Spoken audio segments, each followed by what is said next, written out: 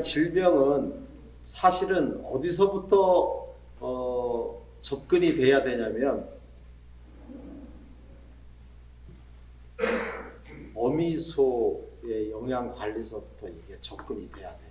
우리는 송아지가 딱 나서 이 송아지가 이렇게 설사 안 했으면 좋겠다 이런 생각을 하는데, 그러나 이 송아지가 나와서 설사를 하느냐 안 하느냐의 기본적인 그 발생률이라 그럴까, 이런 율은 어디에서부터 결정이 되냐면 어미 뱃속에서부터 결정이 된다라고 생각을 하셔야 돼요.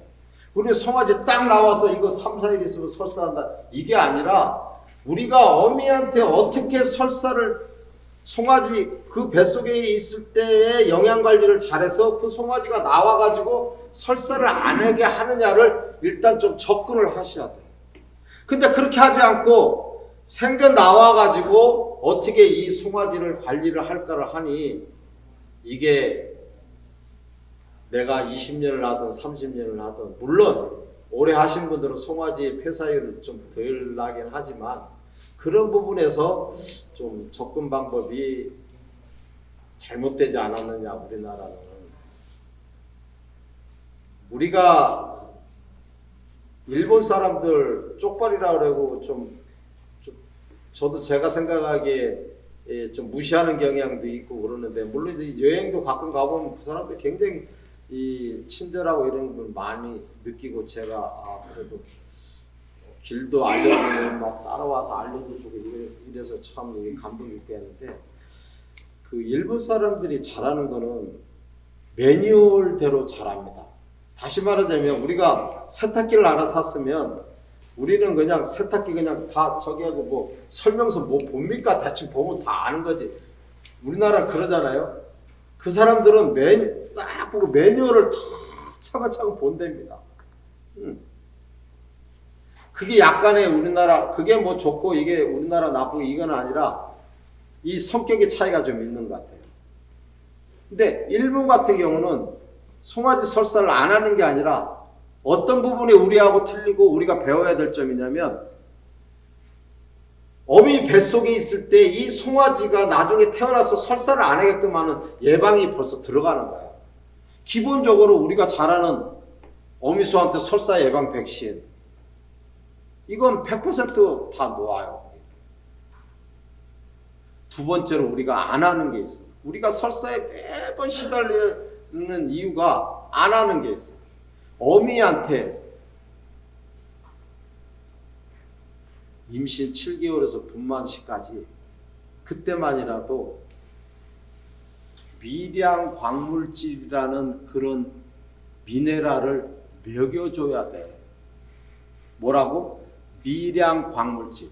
그게 미량 광물질이라는 것을 먹여줘야 되는데, 그게 뭐냐면 흔히 구리, 코발트, 아연, 망간, 셀레늄, 옥도, 철, 이 7가지야. 이 미네랄들이 조합을 어미소한테 먹이면 그 뱃속에 있는 태아의 건강한 태아로 만들어서 그 송아지가 나중에 나와서 질병을 이기게 하는 면역력을 높여주는 역할을 한다. 근데 우리나라는 그런 걸 하나도 안 해. 단지 최근에는 좀 바뀌었는데, 로타 바이러스는 바이러스고 이 바이러스는 어떻게 해야 된다. 코로나는 어떻게 해야 된다. 콕시디면 어떻게 해야 된다. 크립토스프리디면 어떻게 해야 된다. 막 그런 식으로 접근하죠. 그렇게 접근하면 너무 힘들어. 이 송아지 설사, 지금 우리 사장님들이 20년, 30년 해서 앞으로 40년, 50년 할지는 모르지만 매년 똑같이 설사는 겪어갈 수밖에 없다. 송아지 설사는. 그럼 이 고리를 어떻게 끊어야 되느냐? 지금까지 해오던 어미한테 백신 놓는 그거는 기본이고, 두 번째로 미량 광물질을 어미소한테 급여를 해야 된다는 거를 말씀드리고 싶습니다. 이거를 먹여야 된다. 말 그대로 미량 광물질이라는 것은 뭐냐면, 아주 미량이야. 이 미량이라는 거는 그러니까 500kg의 소가 하루에 필요한 양이 망간 같은 경우는 1g 정도, 뭐 어떤 경우는 뭐 300mg 이렇게 굉장히 적은 양이에요. 300mg은 1000mg이 1g이에요. 그러니까 아주 적은 거야. 그 양을 적은 양이라도 그 어미소한테 공급을 해줘야만이 그 뱃속에 있는 태아가 나중에 나와서 건강한 송아지로 태어난다는 거예요.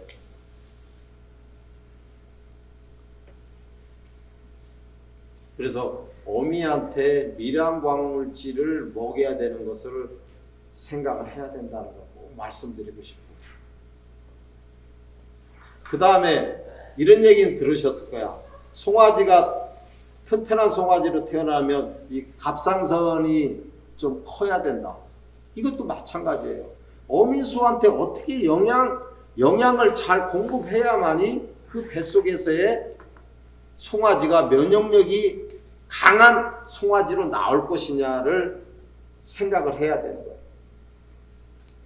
우리는 송아지가 태어나면 오히려 어떤 때는 3일째 설사하고 어떤 때 5일째 설사하고 어떤 때 일주일째 설사하고 이러는 것을 당연시 하고 있는데, 사실은 잘하시는 분들은 어떤 면역력을 높이고 예방 차원으로 이게 잘하면 설사는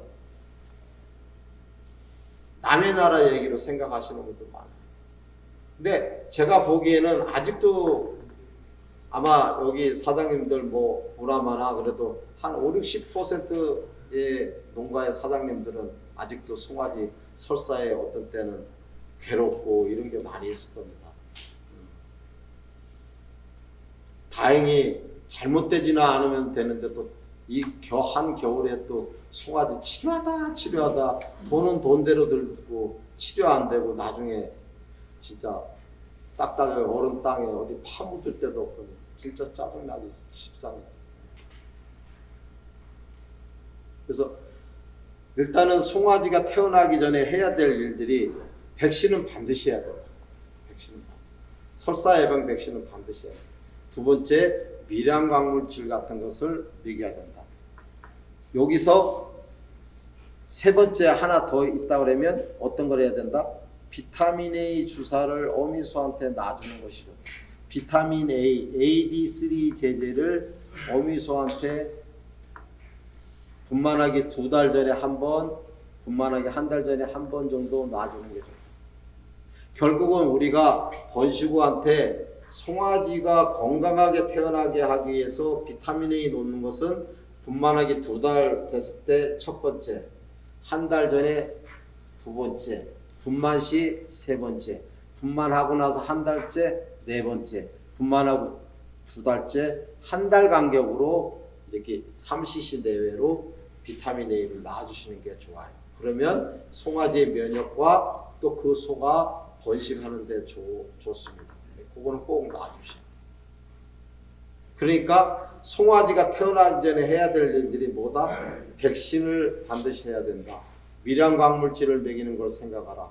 비타민 A를 2번 정도 놔줘야 된다. 요거는 기본적으로 해주셔야 돼요. 그리고 좀 더 있으면 우리가 생각해 봐야 될 부분은 도다매기기 부분이 있어요. 도다매기기 부분. 어떤 분들은 제가 보기에는 여기 계시는 분들도 도다매기기를 일반적으로 제 느낌에는 한 30%에서 40% 농가 사장님들은 도다매기기를 안 하는 것으로 알고 있어요. 그게 여러 가지 이유가 있습니다. 송아지가 커서 난산이 생길까봐 뭐 여러 가지 그런 게 있어요. 그런데 도다매기기는 반드시 해야 돼요. 넘어가는데 어쨌든 그 얘기가 돼야 되긴 돼야 돼요. 이 번식우의 그룹을 우리는 세 그룹으로 생각을 하셔야 됩니다. 우리 집에 있는 소들이 10마리면 10마리, 20마리면 20마리, 100마리면 100마리, 200마리, 200마리 그 번식우들을 어떻게 나눠야 된다? 세 그룹으로 나눠야 돼요. 세 그룹. 어떤 그룹이냐면 제일 첫 번째가 임신에서 임신 7개월 그룹. 이게 임신 후 그룹이야. 임신에서 임신 7개월 그룹. 그 다음에 도담액기 시기가 언제냐면 임신 7개월서부터 분만까지. 그러니까 임신에서 임신 7개월에서 쭉 오다가 임신 7개월에서 분만시까지 도담액기를 해라는 거야. 좀 더 주라는 거야. 이걸 더 주는 이유는 뭡니까? 그렇지. 이때 뱃속에 있는 태아가 7, 80%가 이때 확 커. 영양소가 확 필요하단 말이야. 그러니까 그 영양소를, 태아의 영양소를 보충해 주기 위해서 이 도담액기가 돼야 되는 거예요. 어떻게 하냐면 2달 정도의 기간 동안에 하루에 1kg 이내 범위 내에서 이 어미소한테 주는 거예요. 1kg 이내 범위 내에서. 만일 1kg를 줬다 그러면은 1kg를 줬는데 우리 집에 송아지가 너무 크게 나오는 것 같다. 그럼 줄이셔야 돼. 얼마로? 700g 정도. 700g 정도에서 적당히 나왔다. 그러면 그대로 가시면 되는 거. 700g도 큰 것 같다. 그럼 500g으로 줄이시면 돼. 한 500g이면 무난해. 그러니까 임신 7개월에서 분만시까지는 최소한 한 500g에서 700g 정도 하루에 개한테 더 줘야만이 그 뱃속에 있을 때 그 송아지가 그 영양소를 받아 먹고 태어나서도 설사도 안 하고 호흡기도 덜 걸리는 그런 송아지로 태어날 수 있는 거예요. 그걸 안 하면 설사 계속 할 수밖에 없어요. 왜 그러냐면 도담액기를 해야만이 그 어미소에서 젖이 발생하는 초유의 성분이 좋아지고 양도 좋아지는 거예요.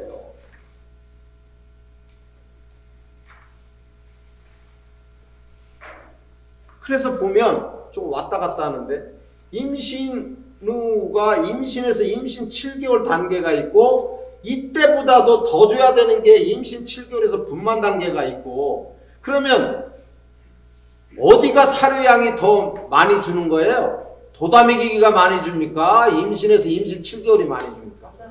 도담액기가 많이 줘야 되는 거야. 그래서 저는 임신에서 임신 7개월 단계를 1단계라고 해요. 제일 낮은 단계. 도담액기 단계가 2단계야. 두 번째 단계. 3단계가 더 많이 줘야 되는 단계. 언제? 송아지가 딸려 있는 거야. 근데 우리는 3단계를 무시해. 안 해.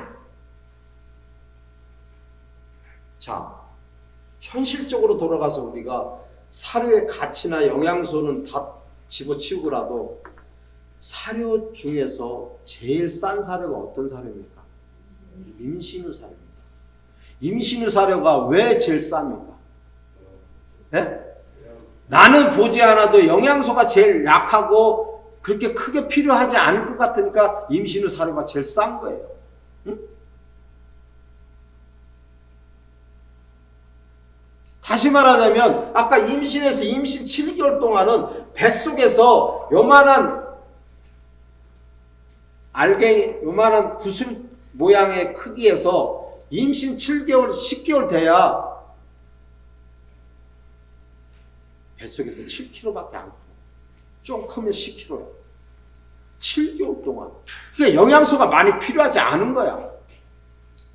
그런데 임신 7개월에서 10kg 됐던 게 나중에 송아지 낳을 때는 몇 킬로로 낳습니까? 예? 30kg 나오잖아. 일반적으로 40kg짜리도 나오지만 30kg다 이거야. 그러니까 2달 동안에 20kg가 클 때의 영양소가 더 필요한 것이지 7달 동안까지 10kg밖에 안 큰 게 영양소가 필요하지 않은 거야. 근데 우리는 그렇게 하지 않고 임신 후 때나 도담액기나 똑같이 아침에 사료 한 바가지, 저녁에 사료 한 바가지 하는 거야. 이렇게 되면 송아지의 면역도 문제고 또 어미소의 과비도 문제고 여러 가지 문제를 일으켜요.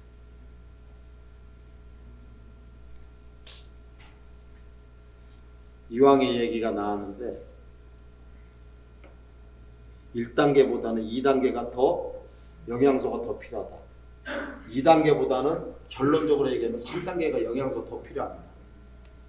뭐냐면 송아지 30kg의 송아지가 나왔어요. 한 달 후에 몇 킬로 됩니까? 네? 아무리 못해도 50kg 돼. 잘 키우는데 70kg 돼. 그러면 그 송아지가 먹고 자라는 영양소가 뭡니까? 젖이에요. 그 어미소에서 나오는 젖이 한 달 동안에 최소한 20kg, 30kg를 키워내는 거야. 그러면 7달 동안에 10kg 크는 게 영양소보다는 2달 동안에 20kg 크는 거 영양소보다는 한 달 동안에 20kg 크는 게 훨씬 더 영양소가 필요한데 우리는 그걸 안 하는 거야. 설사한다는 이유로 사료를 안 먹이고 계속 먹는 거야. 그러니까 오늘은 뭐 송아지 얘기하겠지만 번식도 안 되는 거야. 번식이 안 돼. 번식이. 제가 드리는 어쨌든 결론은 임신 후 때는 제일 낮은 수준. 도다매기가 두 번째, 송아지가 달려있을 때를 사료를 더 많이 줘야 되는 거 어쨌든 기본이에요.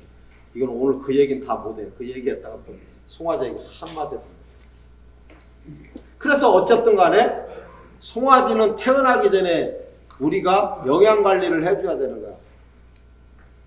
백신을 놓으셔야 된다. 미량 광물질을 먹여야 된다. 어미사한테. 아니면 주사를 놓든지. 근데 먹이는 게 더 좋아요.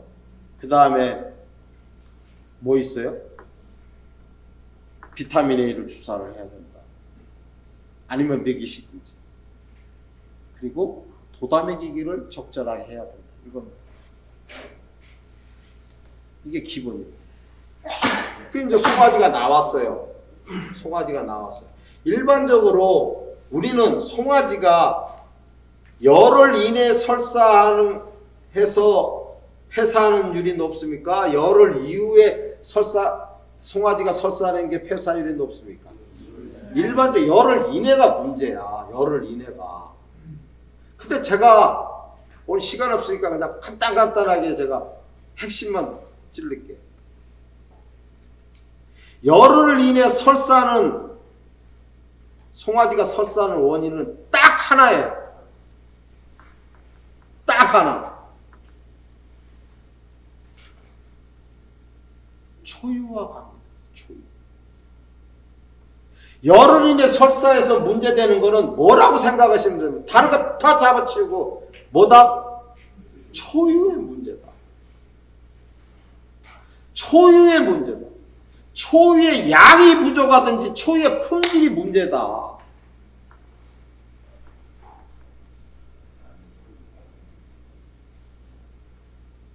우리는 잘 아세요. 송아지가 태어나가지고 어미 젖 빠는 거 다 봤어요. 그 초유 잘 먹는 것 같은데 왜 설사하는 거야?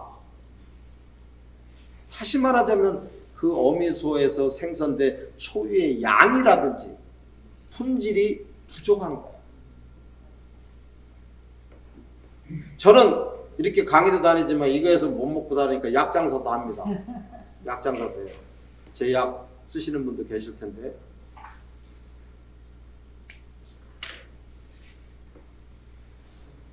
다들 어떻게 생각하시냐면, 자, 여기도 한번 제가 질문하면 또 그렇게 해야 돼요. 어미소에서 나오는 초유가 성분이 좋다가 1번, 시중에 일반적으로 초유 분말의 그 초유가 좋다가 2번. 자, 어미소의 초유가 좋다라고 생각하시는 겁니다. 네. 2번 시중에 나오는 초유가 좋다는 거예요. 말 같지도 않은 얘기라고. 이러니까 이게 안 되는 거예요.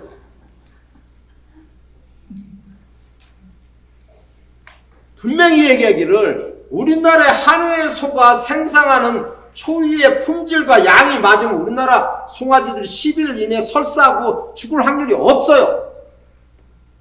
근데 우리가 사양관리를 잘못해서 초유의 양도 제대로 못 만들어내고 초유의 품질도 못 만들어내는 거예요. 그렇다고 그러면 10일 이내 설사한다 그러면 뭐로 해야 되느냐? 우리가 어미소한테 만들어낸 초유의 양과 품질을 제대로 못 만들면 보충적으로 어미젖 먹기 전에, 어미의 초유를 먹기 전에 송아지한테 우리가 준비해놓은 초유 분말을 준비해서 녹여서 먹이든지 아니면 냉동 초유를 녹여서 먹이든지 보충적으로 해 먹여야만이 그 송아지가 설사할 확률도 낮고 호흡기 걸릴 확률도 낮고 폐사할 확률도 훨씬 낮아지는 거예요. 결론적으로 얘기하면 10일 이내에 우리 집이 설사해서 시달린다 그러면 초유의 양을 보충시켜줘야 된다는 게 아주 중요한 얘기입니다.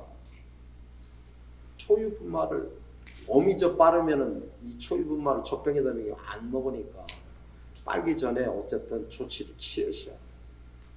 설사해서 우리가 위험하다고 해요. 그게 제일 중요한 거예요. 아니면 어미소한테 좀 돋아먹이기를 해서 어미한테 좋은 품질의 초유를 만들게 하든지. 결론적으로 얘기하면 송아지가 설사를 안 하려고 하면 이틀 동안에 면역 글로불린이라는 게 있어. 그게 100에서 120g 정도는 먹어야 돼. 다시 말하자면 이틀 동안에 한 4에서 5리터 정도의 초유에 1리터가 20g 정도 이상의 이뮤노글로빈이 들어가 있는 것을 먹어야만이, 그러니까 다시 말하자면 이틀 동안에 100에서 120g을 먹어야만이 그 송아지는 설사를 안 하게 돼 있어. 우리나라는 어떤 상황이냐면 60에서 80밖에 못 먹어요. 걔네들이. 양도 품질도 낮아. 그러니까 설사를 하는 거야. 고만치. 그 겪어보면 3일째 설사하면 이건 아주 초유의 문제가 있는 거야. 5일째는 좀 낫긴 낫지. 그러니까 초유에 대해서는 우리가 시달리고 뭐 이렇게 설사해서 시달리면 이건 보충을 시켜줘야 됩니다. 준비해서 보충을 시켜줘야 돼요. 그럼 송아지 절대로 잘못되지 않습니다. 잘못되지 않아요. 그렇게 초유를 먹여야만이 송아지가 설사를 하는 거예요. 진짜 초유만 제대로 먹으면 설사해도 잘못될 확률이 거의 없어요. 근데 우리는 어떤 방법으로 접근해 있냐면, 그래, 송아지 설사하면 내가 준비해 놓은 닌게루나 우리 뭐 좋은 전해질이나 이런 걸 놓겠다. 이렇게만 준비하고 있는 거야. 근데 분명한 것은 초유하고 그 제 아무리 좋은 뭐 로데빌이 좋다고 생각하는데 그 약도 아니야. 초유에 비하면 게임도 안 되는 거야. 이거는.